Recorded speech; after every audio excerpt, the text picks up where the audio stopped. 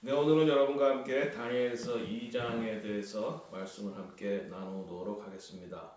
다니엘서 2장은 특별히 다니엘의 하나님께서 꿈을 해석하게 하시고 또 꿈을 주시고 해석하게 하시는 분으로 나타납니다.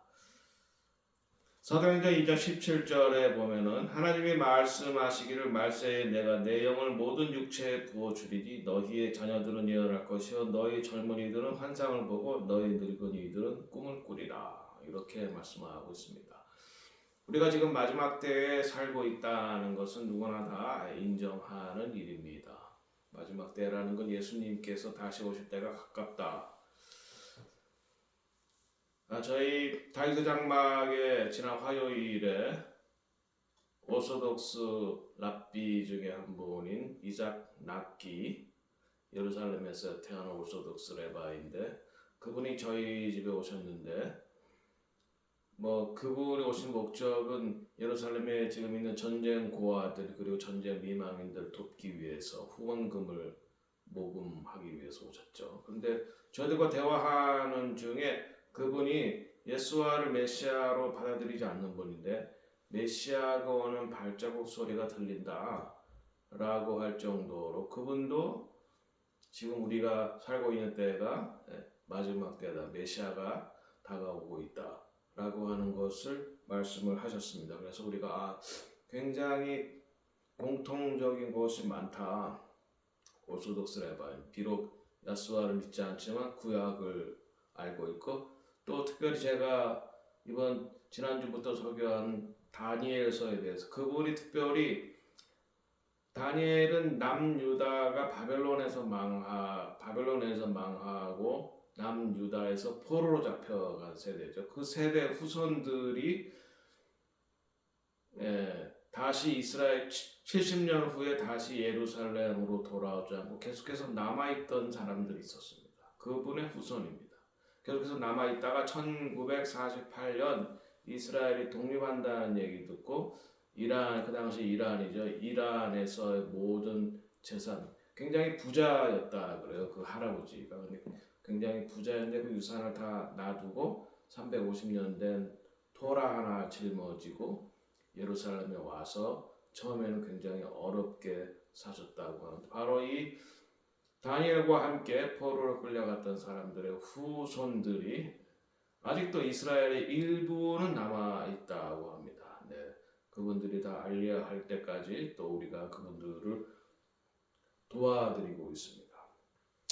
다니엘서 2장 16절에서 20절에 보면 다니엘이 들어가서 왕께 구하기를 시간을 주시면 왕에게 그 해석을 알려드리리라 하니라. 느부갓네살 왕이 꿈을 꿨는데 그 꿈을 이상한 꿈이었는지 그 꿈을 잊어버렸는지 아무튼 아니면은 그 당시에 지혜자들을 시험하기 위함인지 자기가 꿈을 꿨는데 이 꿈을 알아맞히고 무슨 꿈을 꿨는지 알아내고 그리고 꿈에 대한 해석까지 알아내라 이렇게 말을 했던 거죠. 그러니까 지혜자들이 아니 그것은 사람으로서 가능한 행동이 아니다. 하나님만 할 수 있는 행동이다 라고 하니까 다니엘이 들어가서 시간을 달라. 시간을 주시면 저희들이 기도해서 그 꿈을 알아내서 그 꿈과 함께 해석을 말씀드리겠습니다 라고 말씀하는 거죠.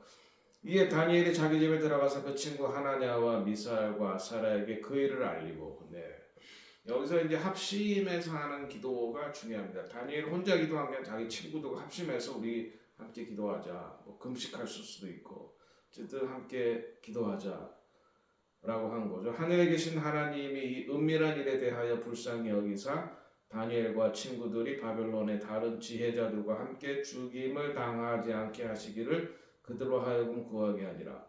이에 이 은밀한 것이 밤의 환상으로 다니엘에게 보임에 다니엘이 하늘에 계신 하나님을 찬송하니라. 기도 가운데 하나님께서 이 느부갓네살 왕에게 주었던 비전 혹은 환상, 꿈을 보여주시고 또 그 꿈에 대한 해석을 주시는 거죠. 다니엘이 말하여 이르되 영원부터 영원까지 하나님의 이름을 찬송할 것은 지혜와 능력이 그에게 있습니다. 하나님께서는 지금도 하나님의 마음에 합한 사람들에게 미래의 일을 보여주시고 또 그것에 대한 해석을 주시는 것을 여러분 다 믿으시기 바랍니다. 인생은 불확실성으로 가득 차 있으며 우리는 종종 우리의 이해를 뛰어넘는 그러한 상황에 직면을 합니다. 다니엘서 2장에는 이상한 꿈을 꾸고 괴로워하는 강력한 왕 바벨론의 왕 느부갓네살.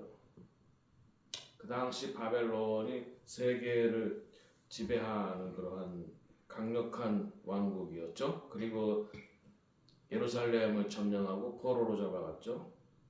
그것을 해석할 수 없는 사람들. 그러나 그가 꿈을 꿨는데 자기도 모르겠고 또 그 주변에 있는 사람들도 알 수가 없었다. 여기에서 이제 다른 종교들의 한계, 인간의 한계를 우리가 볼 수 있습니다. 그래서 그 답을 구하기 위해 하나님께 의지하는 젊은 히브리 선지자 다니엘을 보게 됩니다. 이방 나라의 포로로 끌려갔지만 거기에서 그는 좌절하지 않고 코셔와 음식을 지키고 토라 율법을 지키는 것을 봅니다. 하나님께 신실하다라고 하는 거 하나님의 법을 지킨다는 말입니다. 의롭다, 신실하다.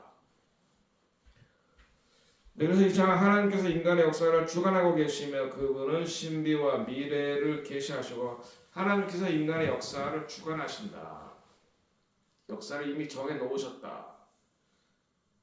그리고 그것을 하나님의 백성들에게 보여주신다. 그래서 그것을 준비하게 하신다는 것을 우리가 알 수 있습니다.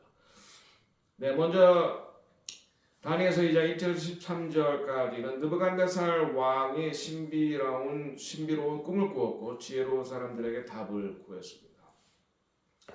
바벨론의 점성술가들, 마술사들은 그 꿈을 밝힐 수 없습니다. 라고 말을 했습니다. 이것이 인간의 한계죠. 왜? 하나님께서 주신 꿈이기 때문에 알 수 없다. 이것은 인간의 영적인 문제에 있어서 인간의 지혜가 얼마나 부족하고 한계가 있는 건지를 우리에게 보여줍니다. 세상의 인간의 지혜는 실패하지만 결국 하나님의 지혜, 하나님의 말씀이 승리한다는 것을 우리가 알 수 있습니다. 다음 두 번째 파트는 기도의 힘입니다. 인간이 할 수 없는 한계 상황에 직면했을 때 우리는 하나님께 기도함으로 그것을 돌파해내는 것입니다. 지금 한국도 굉장히 어려운 상황이 인간적으로 한계 상황, 개인적으로 한계 상황, 국가적으로도 한계 상황인데 기도로 이것을 돌파해야 되겠습니다. 미국도 어려운 상황이었을 때 도널드 트럼프가 살해 위협에 시달리고 굉장히 어려운 상황이었을 때 많은 미국의 보수적인 복음적인 그리스도인들이 기도함으로써 돌파해냈고 드디어 도널드 트럼프가 대통령에 당선이 됐습니다. 한국도 이 위기 상황을 잘 극복하고 윤석열 대통령이 다시 자리를 복귀해서 중공이 만들어낸 부정선거 그리고 한국의 그 중공을 따르는 사람들의 그 악한 계획에서 벗어나서 해양 세력인 미국과 힘을 합쳐서 자유세계의 국권이 서는 한미일 동맹의 국권이 맺고 부정선거와 또 중공의 모든 그 악한 계획들, 마약을 통해서 사회를 어지럽히는 그런 계획들, 그런 것들 다 극복해내는 것이 기도의 힘이고 하나님의 계시다. 다니엘서 2장 13절, 14절, 23절에는 다니엘과 그의 친구들은 당황하지 않고 기도에 의지했다. 하나님께서 그들의 기도를 응답하시고 신비를 밝혀주셨다. 이것이 우리에게 시사하는 바 굉장히 큽니다. 하나님께서는 역사의 신비를 보여주신다. 기도하는 사람들에게. 다니엘은 하나님을 찬양하며 그분께서 때와 계절을 바꾸시고 왕을 폐하시고 일으키신다 하는 것을 인정했습니다. 왕을 폐하기도 하시고 일으키기도 하시는 분이 하나님입니다. 저는 지금 한국의 윤석열 대통령을 다시 붙들어 달라고 기도하고 있습니다. 윤석열 대통령이 최근에 그 미국의 도널드 트럼프 측근과 만나서 그러니까 계엄령을 선포하기 이전인가요? 어쨌든 만나서 지금 한국의 선거를 주도하는 기관이 누구냐? 화해이 중국 공산당이다, CCP다 이렇게 말을 했습니다. 우리가 이것은 아주 중요한 선언인데 우리가 이렇게 어려움에 직면했을 때 우리의 첫 번째 반응은 기도로 하나님을 찾는 것입니다. 지금 드래곤으로 대표되는 중국 공산당 CCP, 그러니까 미국뿐만 아니라 세계를 쥐고 흔들려고 하는 것입니다. 이것에 자유민주주의에 깨어있는 우리 기독교인들은 기도하고 저항해야 되는 것입니다. 다니엘서는 또한 이 세상의 왕국과 하나님의 왕국을 대조해주고 있습니다. 세상의 왕국은 유한하다. 그리고 제한적이다. 그러나 하나님의 왕국은 영원하다. Kingdom of God is eternal. 다니엘과 세 친구들이 합심해서 기도하는 가운데 그 하나님께서 바벨론 왕 느부갓네살에게 주셨던 비전을 동일하게 보여주시는데 어떤 큰 한 사람을 보여주는 거예요. 근데 머리는 금으로 되어 있고 이게 이제 머리가 금이라는 걸 이제 바벨론 제국을 말하는 거죠. 가슴은 은인데 그것은 메데 퍼르시아고 그 다음에 허리 부분은 청동으로 되어 있고 두 다리는 철로 되어 있고 그리고 발 부분은 철과 진흙으로 되어 있다. 그런데 한 돌이 사람의 손으로 한 돌이 이 동상을 파쇄해버렸다.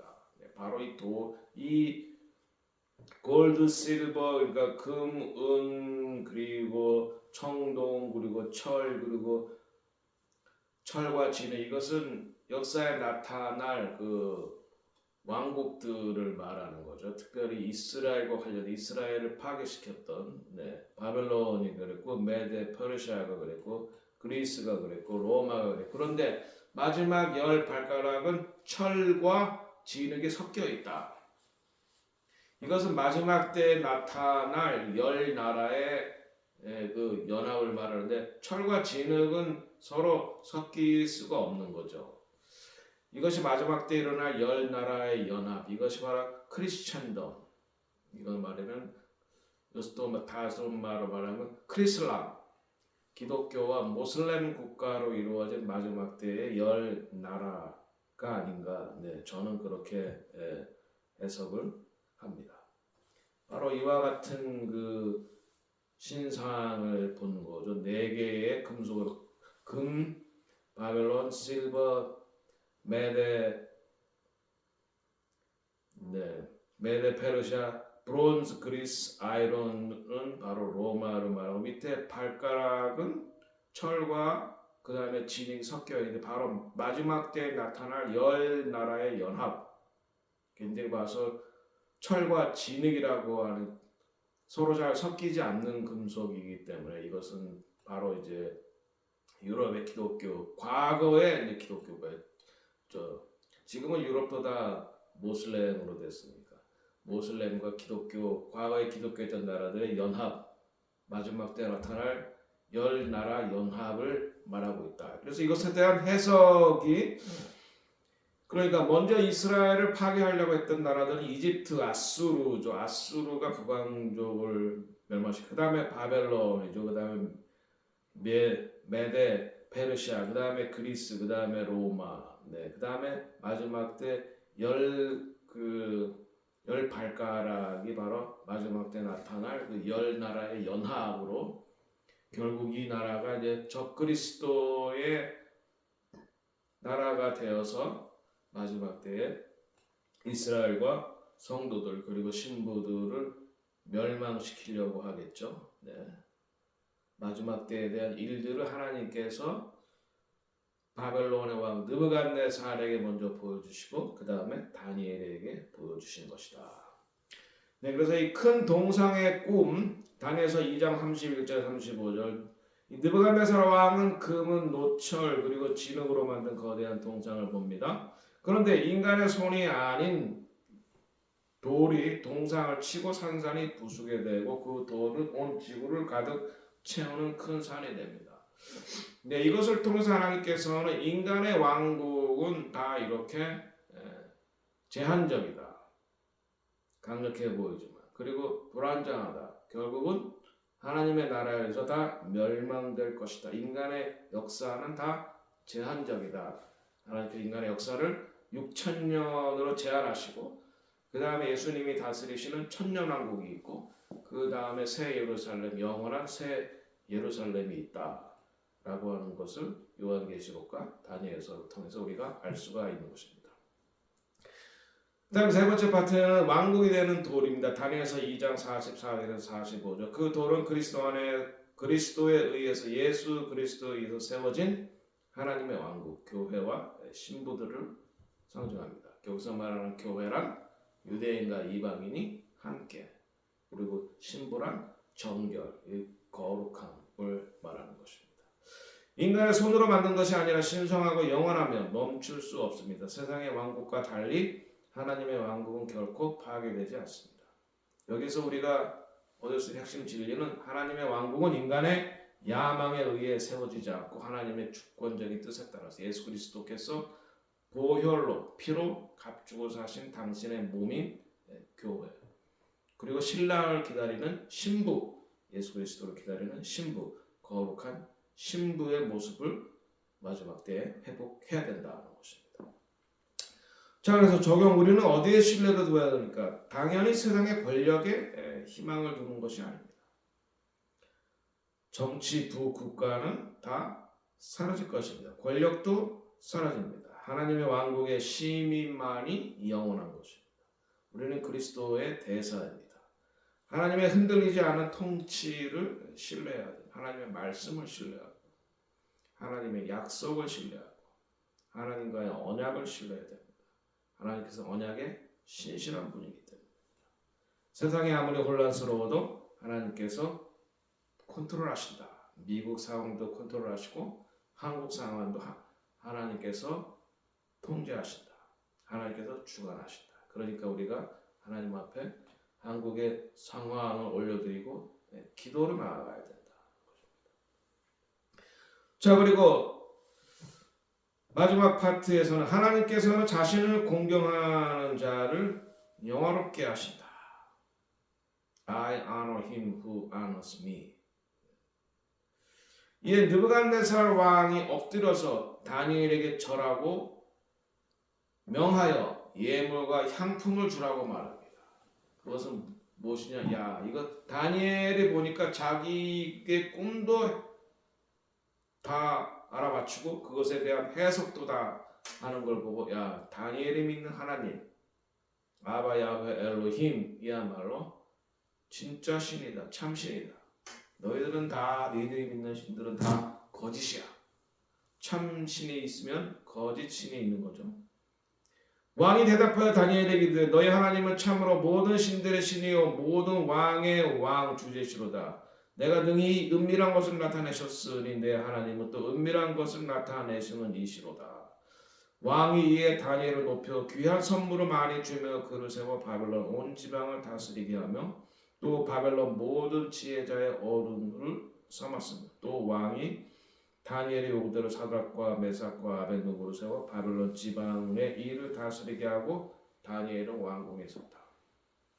네, 그러니까 다니엘은 왕궁에서 왕의, 그러니까 지금 미국을 말하면 바이스 프레지던트 혹은 내각제에서 말하면 총리, 느부갓네살은 하나님의 지혜와 능력을 인정했습니다. 다니엘은 승진하여 바벨론에서 높은 권세를 받았습니다. 우리가 하나님을 신뢰하고 믿음으로 굳건히 서 있을 때에 그분은 우리를 적당한 때에 우리를 들어서 쓰시는 것입니다. 그래서 우리가 하나님을 공경하는 방법은 시련과 도전 속에서도 우리가 신실해야 됩니다. 다니엘과 제 친구들은 이방에 사로잡혀 갔지만 그 음식으로 자기를 더럽히지 않았습니다. 코셔 음식법을 따랐죠. 제가 이번에 지난 화요일에 그 오소독스 레바이가 오셨는데 그 레바이 오소독스 레바이는 자기가 먹을 샌드위치를 가져왔어요. 그러니까 음식법을 따르는 거죠. 코셔법을. 우리 이방인들이 잡는 그러니까 고기들은 율법에 따르지 않은 거니까. 그러나 과일과 야채는 먹겠다 그랬습니다. 원래 아주 더 울트라 오소독스 하레빈 같은 사람은 이방인과 식사 교체하지 않습니다. 근데 이렇게 오소독스는 식사는 가져와서 같이 먹되 자기가 먹을 샌드위치는 가져오고 야채나 과일은 같이 먹습니다. 그러나 뭐 세큘러 주들은 그냥 그런 거 지키지 않는 거죠. 이렇게 실험과 도전 속에서도 하나님의 말씀에 신실하다. 이방 나라에 가서 고기 안 먹고 야채만 먹겠다라는 말씀을 지키기 위해서 불이익을 감수하는 것. 또 나중에 보면은 이들이 우상 숭배하지 않다가 불구덩이에 들어갑니다. 불구덩이에 들어가서도 우리는 우상을 숭배할 수 없다. 이렇게